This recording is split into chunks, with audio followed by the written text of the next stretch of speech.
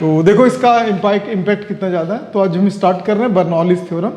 तो बर्नौली के बारे में यही थे, बर्नौली और एक्सपेरिमेंट कर रहे थे, लेकिन वो पढ़े कहाँ थे वो भी। हाँ ठीक है, तो ये ट्रेडिशन है, चलते जाएगा।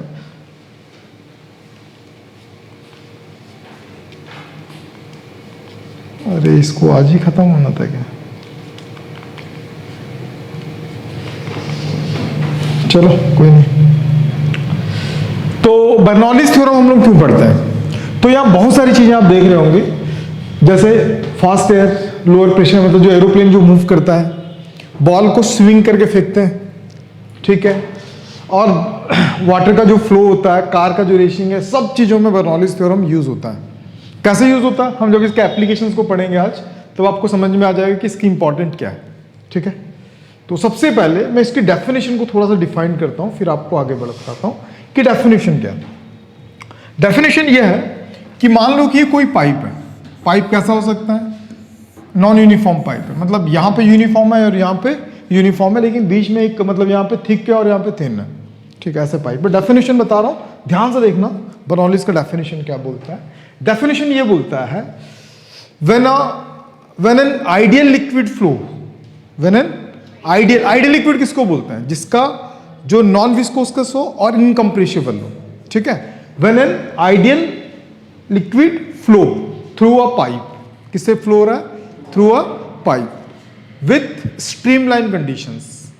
कौन से कंडीशंस में होना चाहिए? Streamline conditions. Then the each path, मतलब उसके पाथ में, then each point of the path, then each point of the path, उसके पाथ के कोई भी एक पॉइंट को अगर आप लेते हो, ये फ्लो होने का पाथ है, उसके पाथ के एक अगर पॉइंट के लिए लेते हो, तो टोटल एनर्जी क्या होगा? टोटल एनर्जी जो होगा वो कांस्टेंट होगा। फिर से रिपीट कर रहा हूं, बात को समझना। टोटल एनर्जी में कौन कौन सा आएगा? Kinetic energy plus potential energy plus pressure energy. याद पढ़े कि नहीं पढ़े? तो ये सारे एनर्जी क्या होंगे? कांस्टेंट होंगे ईच एंड एवरी पॉइंट। फिर से रिपीट कर रहा हूं, when an ideal liquid flow, ideal liquid मतलब ब्रैकेट में जरूर लिख लेंगे क्या? नॉन विस्कस और incompressible. When an ideal liquid flow through a pipe in streamline conditions, कैसे फ्लो रहा हो? In streamline conditions, then the each point of the path of the flow, each point of the path of the flow, the total energy remain constant, the total energy remain constant। ये pressure energy है, ये क्या हो जाएगा? Constant होगा। इसको हम proof करेंगे। तो कितने लोगों को डेफिनेशन समझ में आ गया? बर्नौली क्या बोलता है कि अगर कोई पाइप में क्या हो रहा है? लिक्विड फ्लो हो रहा है, ठीक है, कोई फ्लूइड अगर फ्लो हो रहा है, ठीक है, कोई लिक्विड अगर फ्लो हो रहा है, तो क्या होगा? पहला कंडीशंस कि वो स्ट्रीमलाइन होना चाहिए, सेकंड आइडियल होना चाहिए। आइडियल मतलब नॉन विस्कोसस और इनकम्प्रेसिबल होना चाहिए। अगर वो नॉन विस्कोसस और इनकम्प्रेसिबल फ्लूइड है और फ्लो हो रहा है और उसके साथ क्या चल रहा है? वो स्ट्रीमलाइन फ्लो हो रहा है, तो उस पाइप के कोई भी पॉइंट पे अगर आप जाते हो, मतलब flow of the path, flow of the path के किसी भी पॉइंट पे जाओगे, तो आपको हमेशा जो टोटल एनर्जी है वो क्या मिलेगा? मतलब यहां पे जब मैं पहुंचा तो टोटल एनर्जी मुझे मिला 12.5 जूल। कितना मिला? ये जो 12.5 जूल है ना, ये तीन चीजों से मिलके बना है, kinetic energy plus potential energy plus pressure energy, ये तीनों मिला। मैं इस पॉइंट पे आता हूं, जब इस पॉइंट पे भी आया ना, तो मुझे क्या मिला? 12.5 जूल। मतलब कि एनर्जी हर जगह पे उसका क्या? टोटल एनर्जी क्या है? कांस्टेंट है। अब सोचने वाली बात है कि एनर्जी हर जगह पे कांस्टेंट ऐसा क्यों हो रहा है? अगर देखा जाएगा तो मैं लास्ट क्लास में बताया था कि अगर यहां पे क्रॉस सेक्शन एरिया लोगे तो यहां पे क्रॉस सेक्शन एरिया लोगे, एक सर्टेन टाइम में ये यहां से यहां तक डिस्प्लेस होगा, जबकि उतने टाइम में ये थोड़ा सा आगे डिस्प्लेस होगा। क्यों? क्योंकि यहां पे स्पीड ज्यादा होगा। बात समझ में आ गई? पढ़े हम लोग ये सब चीजें। तो स्पीड ज्यादा है तो यहां पे काइनेटिक एनर्जी ज्यादा होना चाहिए कि नहीं होना चाहिए? उस हिसाब से क्या एनर्जी चेंज हो रहा है? नहीं, टोटल एनर्जी चेंज नहीं होता है। वो अगर काइनेटिक बढ़ गया तो हो सकता है पोटेंशियल और प्रेशर से वो क्या कर दे? मैनेज कर ले। तो ये है डेफिनेशन। सबसे पहला तुम बताओ दीदी, फटाक से बताओ, तुम बता सकती हो।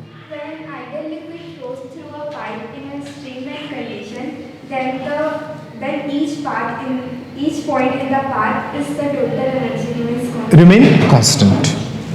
In an ideal liquid gas, gas मतलब लिक्विड के साथ साथ गैस बोलना चाहिए। ideal flow through a pipe in When an ideal liquid flow through the pipe, in streamlined condition, then the each particle path through the total. then the each point of the flow of the path is remain, total energy is remain constant. चलो sir, जल्दी जल्दी है, कब कैसा करेगा दीदी, तुम बताओ।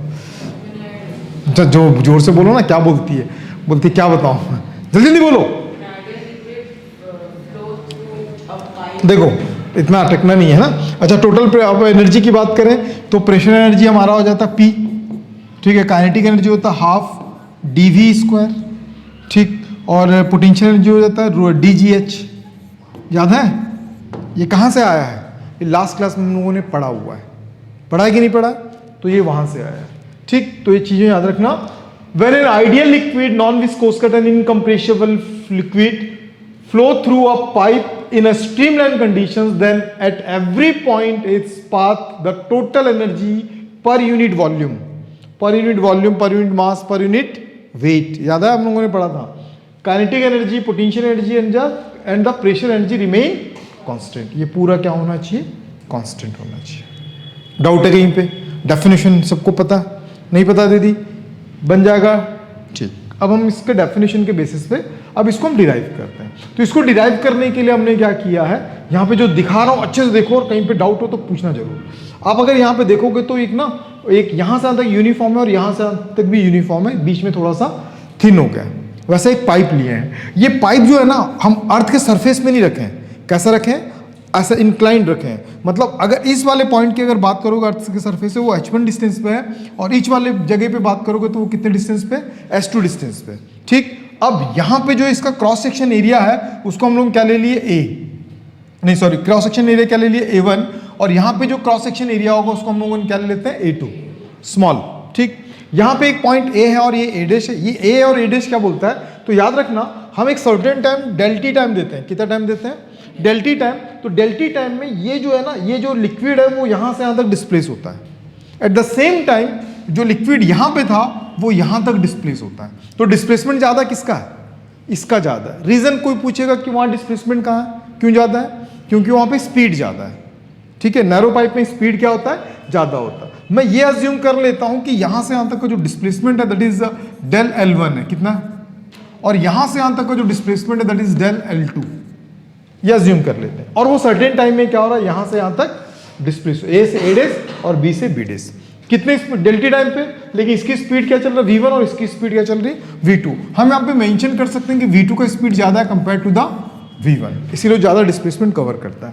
तो इस पूरे को जो मैं समझाया है उसको मैं कंस्ट्रक्शंस भी यहाँ पे नोट करके दे दिया हूँ, ठीक। इस जगह पे प्रेशर में P1 अज्यूम कर लेता हूँ, इस जगह पे प्रेशर क्या ले लेते हैं? P2 ले लेते हैं। ये सारा कंस्ट्रक्शन यहाँ पे लिख दिया हूँ ताकि आपको लिखने का टाइम, मतलब टाइम वेस्ट ना हो, फटाफट आपको समझ में आ जाए। बाकी डिराइव कर लूंगा मैं। इसी चीज़ के बारे में आप कंसीडर कर लीजिए, जो चीज़ लिखा है। कंस्ट्रक्शंस का थोड़ा पार्ट यहाँ बचा हुआ था, यहाँ लिख दिए हैं। अब हम चलते हैं इसको डिराइव करने के लिए, ठीक है। बहुत सिंपल डेरिवेशन है और उम्मीद करता हूँ उसको समझना। और कितने लोगों को लगता है कि बिना चेंज किए, मतलब बिना नोट किए, बिना देखे इसको बना सकते हैं, वो देखना, ठीक है। The mass of the liquid, the mass of the liquid क्या लेते हैं? m। क्यों? जितना एंटर करेगा उतनी क्या होगा? एग्जिट होगा। बात समझ में आया ना? एक्स्ट्रा तो कहीं से नहीं आएगा ना। तो मास इज इक्वल टू क्या होता है? याद रखो, density is equal to mass by volume. तो मास इज इक्वल टू क्या हो जाएगा? Volume into density. यहां तक क्लियर है सबको? चलो, वॉल्यूम को मैं क्या लिख सकता हूं? ध्यान से देखो, वॉल्यूम को लिखने का तरीका उस दिन बताया था सिलेंडर का, कि भैया इसका क्रॉस सेक्शन एरिया कितना है? A1 ले लिया, फर्स्ट पार्ट के ले रहा हूं। और कितना लेंथ कितना जा रहा है? वो L1, डेल L1। याद आया कि नहीं याद आया? मैं इसकी बात कर रहा हूं, इस पूरे की बात कर रहा हूं। इस पूरे की अगर बात करोगे तो इसका क्रॉस सेक्शन एरिया A1 और इसका क्या चल रहा है? डेल L1 हो गया। डेंसिटी कितना चल रहा है? D। क्यों D? दोनों जगह पे क्या डेंसिटी सेम होगा कि अलग अलग होगा? नहीं, डिपेंड करता है कि आप लिक्विड कैसा है। अगर इनकम्प्रेसिबल है तो क्या होगा? दोनों जगह पे डेंसिटी सेम होगा। अगर इनकम्प्रेसिबल नहीं होगा, कंप्रेसिबल होगा, तो डेंसिटी चेंज हो जाएगा क्योंकि कंप्रेस्ड हो जाएगा। यहां तक समझ में आ गया? चलो अब मैं थोड़ा सा और बात कर लूँ, अगर मैं बात करता हूँ स्पीड और वेलोसिटी की अगर बात करें तो वेलोसिटी इज इक्वल टू क्या होता है, डिस्प्लेसमेंट बाय टाइम, और टाइम दोनों के लिए हमने सेम दिया है। तो डेल L1 का वैल्यू आपने क्या निकाल दिया, V1 डेल टी। क्या इसके जगह पे इसको रिप्लेस कर सकते हैं, ऑब्वियसली रिप्लेस कर सकते हैं। तो m इज इक्वल टू हमारे पास कितना आ गया A1, और इस पूरे का जो डेल L1 का वैल्यू कितना चल रहा है, V1 डेल टी, और साथ में क्या हो गया D। यहाँ तक कितने लोगों को क्लियर हो गए, कहीं डाउट है? No doubt. सिमिलरली इतने ही तो एग्जिट करेगा ना जितना एंटर कर रहा है, मतलब ये एंटर कर रहा वो मास m1 है। सिमिलरली जो एग्जिट होगा वो मास अगर m2 होगा तो क्या होगा, क्रॉस सेक्शन चेंज है, स्पीड चेंज है, लेकिन टाइम और डेंसिटी तो सेम है। हमने वही टाइम तो लिया यहां से यहां तक का, नहीं समझ में आया?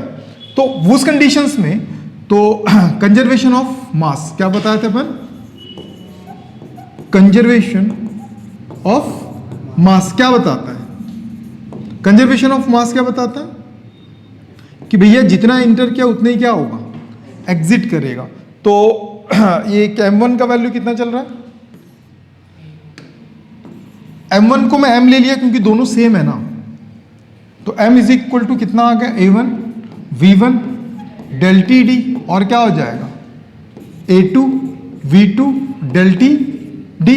गौर से देखोगे तो कुछ कैंसिल भी हो जा रहा है, डेल टी डी, तो क्या होगा A1 V1। क्या इस चीज को हमने पहले भी कभी पढ़ा है क्या, इक्वेशन ऑफ कंटिन्यूटी में?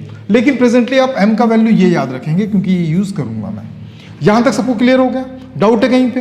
अब नहीं। तो अब क्या हो रहा है, जैसे ये एंटर कर रहा है ना तो काइनेटिक एनर्जी चेंज हो रहा है, ठीक। तो हम उस एनर्जी को हम निकालेंगे, तो फर्स्ट केस निकालते हैं, केस वाइज निकालेंगे अपन। Kinetic energy, kinetic energy change in the fluid, या लिक्विड लिख सकते हैं। चलो बताओ कितना चेंज हो रहा है। अब देखो कभी भी चेंज कैसे निकालते हैं, याद रखना, हमेशा higher value minus lower value लिखते हैं चेंज में। क्या लिखते हैं? अब अगर मान लो मेरे पास, सुनो कैसा करते हैं चेंज को, कैसा करते हैं, मेरे गाड़ी में फ्यूल था 1 लीटर, मैं कहीं से घूम के आया, अब बचा कितना, 400 ml बचा है, तो मैं हायर 1 लीटर माइनस क्या करूंगा, 400। बात समझ में है? हमेशा हायर वैल्यू माइनस क्या करते हैं, लोअर वैल्यू। अब चेंज इन काइनेटिक एनर्जी में तुम बताओ, 2 पॉइंट है, point A and point B, इन दोनों पॉइंट में हायर वैल्यू काइनेटिक एनर्जी का कौन सा है? Kinetic energy at point B minus kinetic energy at point A. क्यों ऐसा? क्योंकि यहां पे स्पीड ज्यादा है तो वेलोसिटी क्या होगा, ज्यादा होगा, वेलोसिटी ज्यादा है तो क्या होगा, काइनेटिक एनर्जी ज्यादा, तो मास दोनों जगह सेम है। समझ में आया ना? तो इसीलिए तो kinetic energy, change in kinetic energy del के लिखूंगा मैं, तो change in kinetic energy half m v2 square half m v1 square. दोनों जगह पे मैंने m लिखा है, आप क्या लिख सकते हो, m1 m2 लिख के भी m लिख सकते हो, लेकिन m में दोनों जगह पे क्यों सेम लिखा हूं, क्योंकि जितना एंटर कर रहा है उतना ही एग्जिट होगा वहां से। अब इन दोनों में कुछ कॉमन है, क्या कॉमन है? क्या मैं m को जानता हूं? यस जानता हूं। क्या होता है, A1 V1 del T D. कहां से? यहां से। नहीं समझ में आया? अब उस वैल्यूज को लाके यहां पे पुट कर दो, क्या होगा, उस वैल्यूज को लाके यहां पे पुट कर दो। अब इस वैल्यूज को लाके यहां पे पुट कर दोगे तो चेंज इन काइनेटिक एनर्जी आपका आ गया half A1 V1 del T D, और साथ में V2 square minus V1 square. ये हमारा क्या निकला, चेंज इन काइनेटिक एनर्जी। ठीक। अब मैं क्या निकालूंगा, चेंज इन पोटेंशियल एनर्जी। तो क्या निकालूंगा, चेंज इन पोटेंशियल एनर्जी। तो change in potential energy del P लिख लूंगा मैं, डेल पी ई लिख लूंगा। बताओ, 2 पोटेंशियल एनर्जी है, एक कौन सा हाई होगा कौन सा लो होगा, दीदी बताओ, पोटेंशियल एनर्जी कहां पे हाई कहां पे लो? सबसे पहले पोटेंशियल एनर्जी का फार्मूला क्या होता है? बहुत बढ़िया, दीदी बताओ। देखो रीजन, तुम बताओ कहां पे ज्यादा होगा, ए पे होगा। ध्यान रखो पोटेंशियल एनर्जी का फार्मूला क्या होता है, mgh। m की बात करें, जितना एंटर करेगा उतना एग्जिट करेगा, तो दोनों के लिए सेम हो गया। बचा जी, जी क्या है, एक सर्टेन हाइट के लिए तो जी का वैल्यू कांस्टेंट है 9.81, बाकी हाइट बढ़ेगा डेप्थ में जाओगे तो उसका वैल्यू वेरी करेगा, लेकिन सर्टेन हाइट तक उसका वैल्यू चेंज नहीं होता। अब बचा किसके बेसिस पे हम जस्टिफाई करेंगे, एच के बेसिस पे। अब अर्थ के सरफेस पे ये वाला पॉइंट ज्यादा हाइट पे कि ये वाला पॉइंट ज्यादा हाइट पे, तो H2 का वैल्यू ज्यादा हुआ कि H1 का वैल्यू ज्यादा हुआ। अब H2 का वैल्यू ज्यादा हो तो पोटेंशियल किसका ज्यादा होगा, नहीं समझ में है, नहीं समझ में है। यहां पोटेंशियल एनर्जी ज्यादा होगी, यहां पे ज्यादा होगा, यहां पे ज्यादा होगा ना, क्योंकि H2 का वैल्यू ज्यादा हो गया, नहीं समझ में आया। तो कैसे करते हो दीदी, potential energy at point B minus क्या लिखूंगा, potential energy at point A. नहीं समझ में आया क्या दीदी, नहीं आया तो पूछो। तो डेल पी पोटेंशियल एनर्जी क्या होगा, एम जी एच टू और एम जी एच वन, तो दोनों में क्या कॉमन दिखा, एम जी, तो मैं क्या लिखूंगा H2 माइनस H1। क्या मैं इसको ऐसा लिख सकता हूं, याद करो क्या था, A1 V1 del T D, अब आ गया G और साथ में H2 माइनस H1, ये क्या हो गया P। यहां तक समझ में आ गया, डाउट है कहीं पे। अब इसके बाद ये कौन सा एनर्जी था, अब बचा क्या, प्रेशर एनर्जी।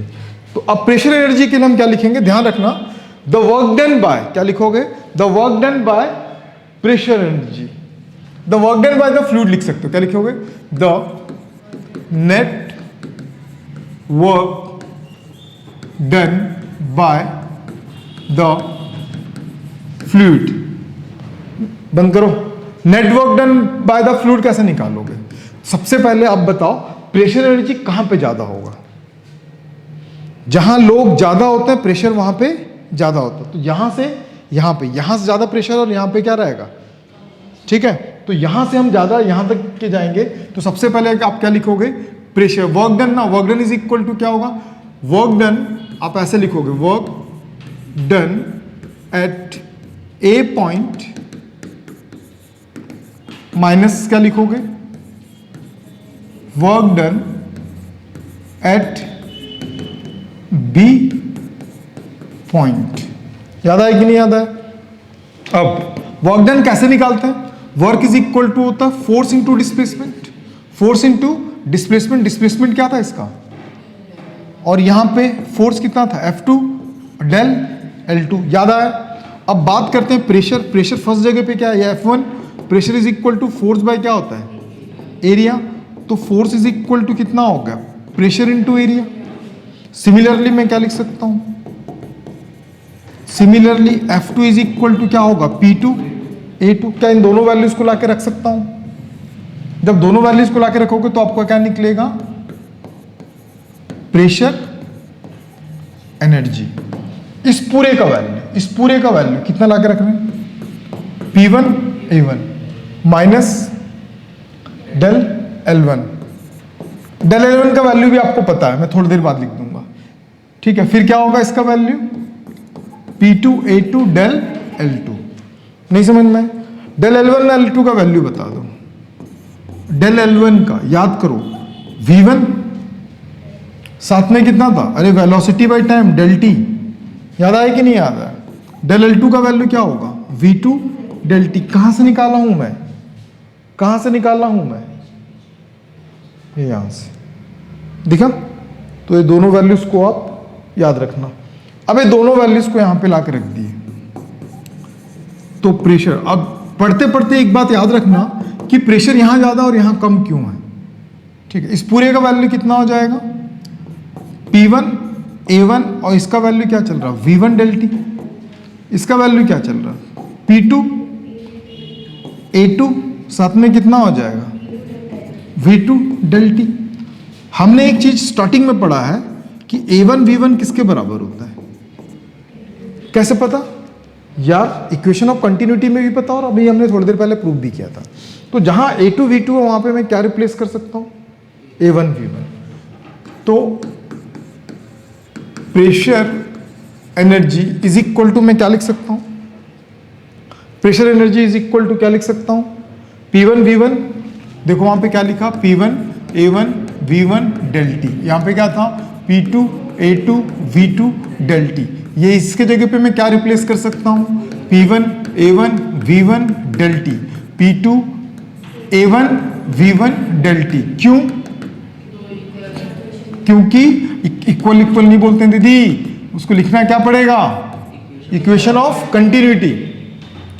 तो ये दोनों में क्या कॉमन दिखा, दोनों में क्या कॉमन दिखा A1 V1 del T। तो अंदर क्या बचा P1 minus P2।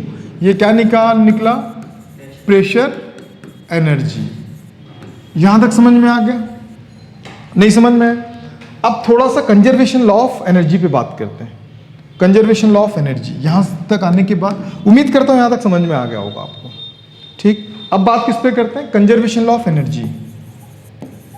Conservation law of energy क्या होता है? The total work done, the total work done, जो भी वर्क डन हुआ होगा वो दो एनर्जी डिस्ट्रॉय भी नहीं कर सकते और क्या नहीं कर सकते पर क्रिएट भी नहीं कर सकते। तो जो वर्क डन है वही कन्वर्ट किस में हुआ होगा, total kinetic energy, total kinetic energy plus total potential energy में। बात समझ में? तो जो वर्क डन था वही तो था प्रेशर एनर्जी। गौर से देखो, द नेट वर्क डन वो किस में निकाले थे, पर प्रेशर का ही निकाले थे। तो जो वर्क डन निकाले थे उस पूरे की जगह पे हम प्रेशर एनर्जी को लिख लेंगे क्या, del pressure energy is equal to क्या चल रहा, टोटल काइनेटिक एनर्जी क्या था डेल के, और ये क्या था डेल पी। इस पूरे का वैल्यू कितना चल रहा है A1 V1 del T, P1 minus P2 minus नहीं P1 माइनस P2। और इसका वैल्यू याद करो क्या था, फर्स्ट इक्वेशन में हमने निकाला था, दिखा देख लिए A1 V1 del T D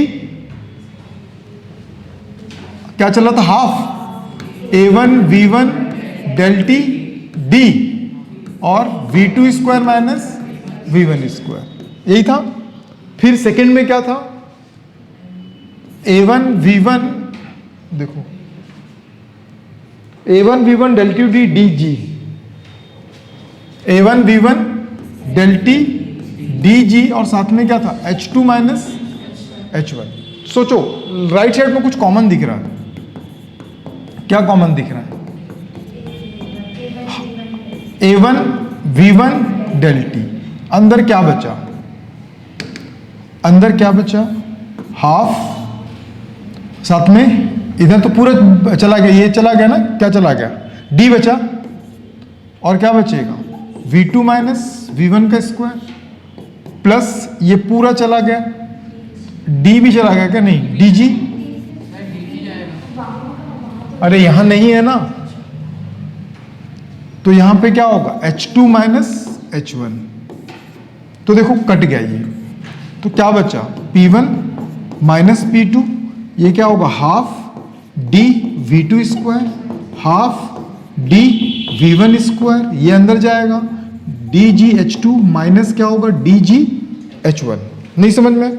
मैं क्या करता हूं, यहां पे 1 है, ये 1 वाला इक्वल का साइन है, ये 1 वाला इधर आ जाएगा तो माइनस है तो क्या हो जाएगा प्लस, ये इधर आ जाएगा तो ये भी क्या हो जाएगा प्लस, और ये वाला P2 माइनस है इधर जाके क्या हो जाएगा ये भी प्लस। जब मैं स्टेबल करके लिखूंगा ना तो मुझे कुछ इस तरीके का दिखाई देगा, P1 प्लस इधर आ रहा है हाफ DgH, क्या निकल रहा है DV1 स्क्वायर, दिखा वहां से कौन जा रहा है DgH1, यहां से कौन गया P2, ऑलरेडी प्लस में है, वहां पे देखो प्लस में है हाफ DV2, क्या चल रहा है हाफ DV2 स्क्वायर प्लस ये और क्या बचा है DgH2 DgH2।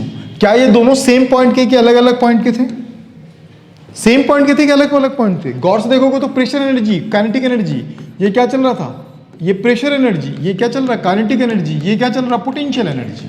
क्या इन दोनों का टोटल वैल्यू एक पॉइंट ए का और यही टोटल वैल्यू एक पॉइंट बी का दोनों सेम आए कि नहीं है? मतलब मैंने ऐसा लिया था ना, जब मैं इस पॉइंट पे लिया था और इस पॉइंट पे लिया था, इस पॉइंट पे टोटल एनर्जी क्या पॉइंट बी के टोटल एनर्जी के बराबर आया। इसका मतलब क्या हो गया, कि हर जगह पे ये क्या होगा, सेम होगा। तो सेम होगा तो मैं इसको P1 को क्या लिखूंगा, P हाफ dv² और dgh में बोलूंगा सब जगह पे ये क्या होगा, कांस्टेंट होगा। यही कौन बोला था, बर्नौलीज बोला था। नहीं समझ में आया, नहीं आया? क्या था definitions? When an ideal liquid flow through अ किसमें, पाइप, किसी पाइप में फ्लो हो रहा है, then Then the product of cross sectional area. चल भाई, क्रॉस सेक्शन एरिया कहाँ कहाँ भाग जा रहा तू, किसमें मैं कंटिन्यूटी थोड़ी बर्नौलीज थ्योरम की बात कर रहा हूँ। हाँ, देन बोलो, सोचो, आप सोचो, जल्दी सोचो। रिमेन कांस्टेंट, ये समझ में आ गया? डाउट है कहीं पे? इसमें कंडीशन प्रोड्यूस करता हूं, ध्यान रखना, इसमें कंडीशन बनाते हैं हम लोग कंडीशंस क्या बना रहे हैं, ध्यान से देखो। कंडीशन ये बना रहे हैं कि जो पाइप था, गौर से देखो यहां पे, पाइप कैसा था, पाइप ऐसा था, इंक्लाइंड, मतलब अर्थ के सरफेस से इंक्लाइंड था, एक साइड था और दूसरा साइड ऐसा आ जा रहा। मान लो इस पाइप को ना मैं हॉरिजॉन्टल पे रख देता हूं, pipe at placed in horizontal surface, कहां पे, हॉरिजॉन्टल सरफेस। जब हॉरिजॉन्टल सरफेस पे आएगा ऐसा करके, या ऐसा जो भी ले लेना, तो वो हॉरिजॉन्टल सरफेस पे आ गया तो दो चीजें यहां से गायब हो जाएंगी, बताएं क्या? That is a height. Height यहां पे क्या हो जाएगा, दोनों हाइट 0 हो जाएगा, और ये ज्यादा ह्यूज नहीं होता, थोड़ा सा मिनिमल रहता है। तो ये अगर सीधा आ गया तो ये हाइट तो 0 हो गया ना दोनों। नहीं समझ में आया? या दोनों देखो, इसमें 2-3 कंडीशन अपने को जेई देना है और नीट भी देना है। या तो हॉरिजॉन्टल सरफेस पे रख दिए, ठीक, या फिर क्या करते हैं, सेम हाइट सरफेस से ले लेते हैं। कितना हाइट ले लेते हैं? आपको लग रहा होगा कि ये H1 छोटा और H2 क्या है, बड़ा। मैं क्या कह रहा हूं कि दोनों ज्यादा डिफरेंस नहीं है। ये अगर 18 सेंटीमीटर तो 18.5 सेंटीमीटर, तो अप्रॉक्सीमेट दोनों क्या हो गया, सेम हो गया। मतलब अगर वो हॉरिजॉन्टल आ गया तो क्या होगा, इस वाले कंडीशंस में क्या होगा, और इस वाले कंडीशन में क्या होगा, समझ में? इस वाले कंडीशन में मैं H1 और H2 को क्या ले लूंगा, 0। इस वाले कंडीशंस में मैं H1 बराबर क्या ले लूंगा, H2। अब होगा क्या, मेरा जो डेरिवेशन है वो क्या चल रहा था, P1 इस साइड चल रहा था ना, P1 वही वाला देखना, P1 हाफ dv² था ना दीदी, dv1² प्लस क्या चल रहा था, dgh1, और ये क्या हो जाएगा, P2 half dv2² dgh2। First conditions में अगर बात करें, जब वो क्या होगा, सरफेस पे ला के रख दें अपन, कहां पे ला के रख दे रहे हैं, एट द सरफेस पे ही अगर ला के रख दोगे तब ये क्या हो जाएगा, दोनों ही कंडीशन में H1 और H2 बोथ आर 0, तो ये वाला टर्म्स और ये वाला टर्म्स क्या हो जाएगा, गायब। तो आपके पास बचेगा P1 half dv1² P2 half dv2²। ये केस बचा, नहीं समझ में? सेकेंड कंडीशंस, अब अगर मान लो कि अपने पास ना वो है, लेकिन कैसा है, हॉरिजॉन्टल है, इससे पहले अर्थ के सरफेस पे था, कहां पे था वो, सरफेस में। अभी वो H1 और ये क्या चल रहा है, H2। याद रखना दोनों ज्यादा डिफरेंस नहीं होता है, मतलब ऐसा नहीं कि ये 5 सेंटीमीटर तो 15 सेंटीमीटर, इतना नहीं। अगर ये 5 होगा तो 5.2 5.3 ऐसा होगा। बात समझ में आ रहा है, नहीं समझ में आ रहा है? अगर गौर करके अगर आप समझना चाहो तो ऐसा समझो कि एक सरफेस है, अर्थ का क्या है, सरफेस है। यहां पे मैं क्या करता हूं, एक पाइप को रख देता हूं। अब बताओ, पाइप का 2 पॉइंट पे डिस्टेंस क्या चल रहा है, 0 ही चलेगा ना भाई। लेकिन इसी पाइप को मैं क्या करता हूं, अर्थ के सरफेस से इंक्लाइन कर लेता हूं। चलो अब इंक्लिनेशन में बताओ, ये पॉइंट पे H1 और ये पॉइंट पे क्या हो रहा है, H2। क्या दोनों सेम होंगे कि डिफरेंट होंगे, डिफरेंट होंगे ना। अब इसी को मैं क्या करता हूं, ऐसा कर लेता हूं कि अर्थ का सरफेस ले लिया और वहां से एक सर्टेन हाइट पे रखता हूं। अब बताओ दोनों जगह का डिस्टेंस क्या होगा, बस वही चीजें याद रखना दीदी। बच्चे बर्नौलीज थ्योरम रटते हैं, ये छोटे छोटे जो बातें कर रहा हूं ना मैं, इसी से आपका ये बनता है, जेईई और नीट के क्वेश्चंस बनते हैं। बात समझ में आ गया? तो वैसे कंडीशंस में जब दोनों सेम हो जाएगा तो क्या होगा, जब दोनों सेम हो जाएगा तो फॉर्मूला क्या था, P1 half D V1 square, फिर क्या था DGH1 P2 half D V2 square DGH2। तो हमको पता चला कि H1 और H2 आपस में क्या है, इक्वल है। तो जहां H2 चल रहा वहां मैं रिप्लेस किससे कर दूंगा उसको, H1 से। तो हाफ डी V1 स्क्वायर साथ में DGH1 P2 is equal to कितना हो जाएगा, हाफ डी V2 स्क्वायर और क्या होगा DH1, दोनों कैंसिल, अभी भी वही फॉर्मूला आएगा। कहने का मतलब मैं क्या बताना चाह रहा हूं, बताना ये चाह रहा हूं कि जब भी आपको हॉरिजॉन्टल वर्ड सुनाई दे दे, क्या सुनाई दे दे, हॉरिजॉन्टल, वो हॉरिजॉन्टल चाहे अर्थ के सरफेस पे रखा हो चाहे कुछ हाइट पे रखा हो, हॉरिजॉन्टल वर्ड आ गया तो आप पोटेंशियल एनर्जी को उड़ा देना। कौन सा, ये वाला दोनों कैंसिल कैसे होगा? अरे दीदी कमाल करती हो यार। दीदी ये जब ये पूरा इधर आएगा, प्लस में था, इधर आके माइनस हो जाएगा, तो प्लस माइनस कैंसिल हो गया। नहीं समझा? इसको भी वही डाउट था लगता है, समझ में आ गया? तो इसको मैं कैसे लिखूंगा, P half D V square is constant. यही था बर्नौलीज थ्योरम। बहुत ज़्यादा इंपॉर्टेंट है, बहुत ज़्यादा। कितने लोगों को लगता है डेरिवेशन बन जाएगा? ज़्यादा टफ नहीं है, लेकिन बहुत ज़्यादा इंपॉर्टेंट है। बात समझ में आ गया? चलो अब इसी को लेकर कुछ बातें और भी करते हैं अपन, जो ये टॉपिक बहुत इंपॉर्टेंट है।